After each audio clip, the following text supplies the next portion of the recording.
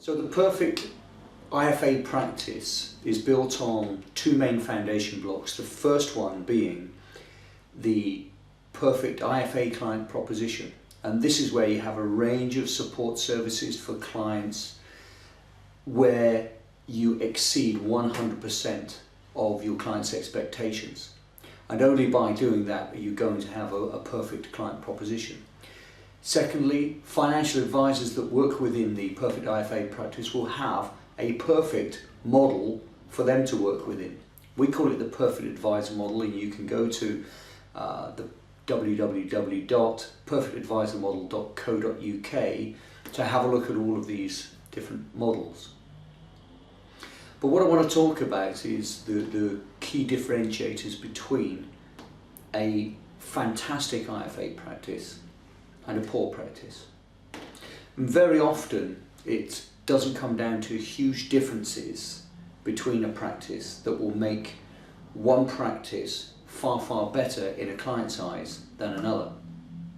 And an analogy I like to give here is, I always remember when I was a young lad many years ago, when Linford Christie and Carl Lewis were the two fastest men in the world over 100 metres, and they had a big showdown race, and the winner of the race was going to receive £100,000, which was a huge amount of money in those days, and the runner-up would only receive £50,000.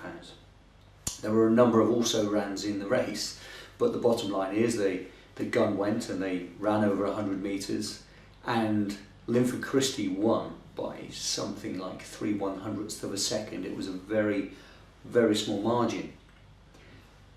But at that time he won £100,000, and the second place man, Carl Lewis, won £50,000.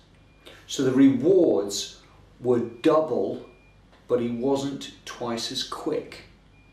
And the message that I'm trying to get across here is that you don't have to be twice as good as the next financial advisor, or your practice doesn't have to be twice as good as the next practice for you to deliver twice the amount of rewards for your own practice, and twice the amount of revenue, twice the amount of profit, and for your client to have twice as good an experience as dealing with the next practice. And I remember listening to Will Greenwood speak at the New Model Advisor Conference by Citywire earlier this year. And he said, if you can do 100 things 1% better in your practice, what difference would that make to your practice? So just to go back to Carl Lewis and Linford Christie. Linford Christie won that race by a few 100ths of a second, but actually he didn't win it there and then. He won it with his preparation, with his diet, with his daily routine, with his training routine. So there are many things that went into putting on that performance on that particular day, and of course he turned up, he was focused, he was sharp, and he delivered a great performance and had massive rewards for it. So for us in our practices, it's down to the small things that we do. Try and identify one or two areas where you can significantly, positively differentiate your practice over your competition, whether locally, regionally, and nationally. But then focus on some of the smaller things. Focus on the minutiae, the fine detail of how you do things. Seek advice and help from the people within your practice that are doing the job day to day.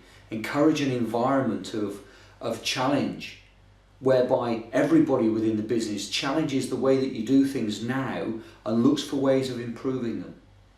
And if you have this mentality and it comes from you at the top, and it filters down through everybody within your practice, the final outcome and the experience of the clients will be massively different than when they go to see another IFA down the road.